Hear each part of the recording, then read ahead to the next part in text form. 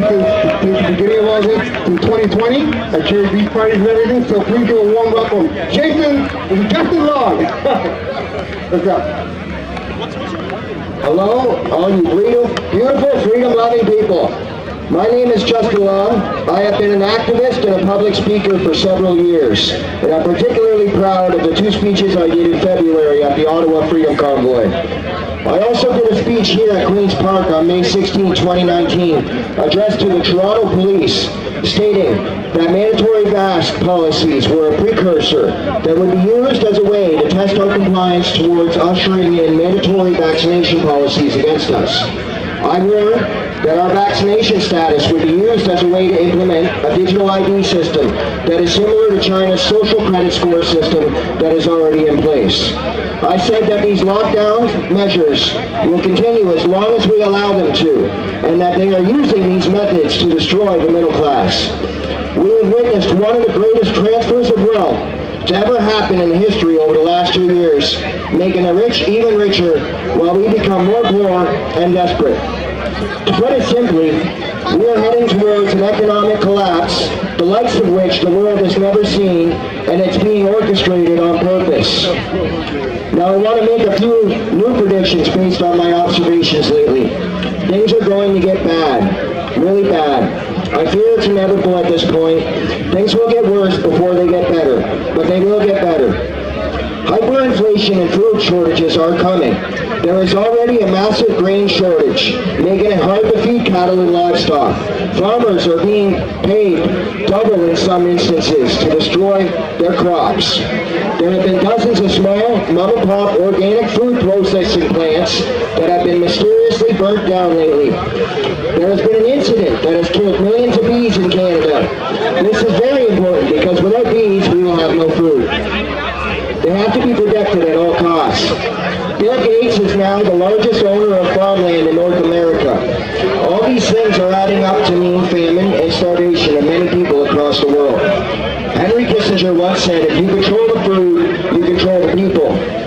The ultimate goal is to make us dependent on the government to survive, so that we will relinquish our freedoms and our property rights so that they can bring in the Great Reset, implement their digital ID and centralized digital currency, establishing a social credit system of control around us. It is important to note that if this system of control is put into place, it will mean a complete loss of our freedoms, and what's worse is our children will not be able to effectively fight against it to reclaim their sovereignty like we have the chance to do now. So for those people who can't understand why we are still out protesting, even though most of the mandates have already been lifted, now you know. The Ottawa Freedom Convoy was a hard, tragic victory for us.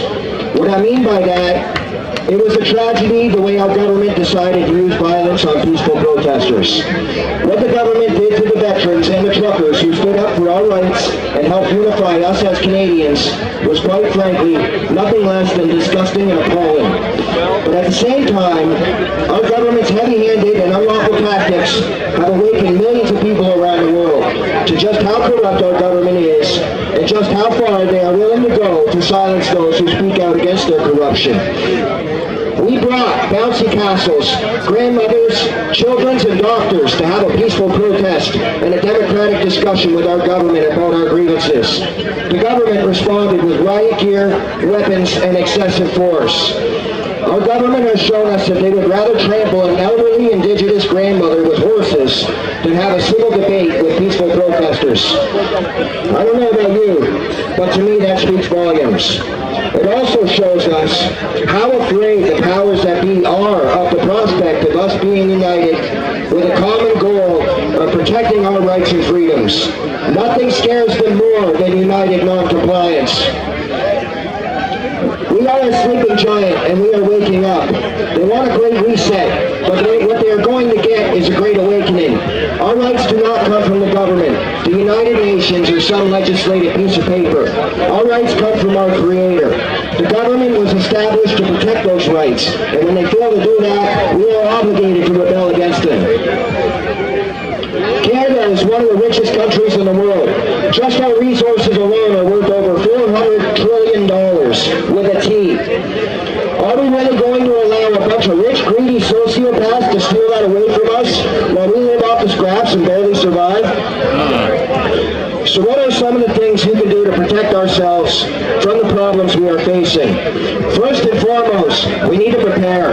Everyone who is able to should be planting a garden right now, yesterday, and networking with your neighbors to grow different crops and trade with each other.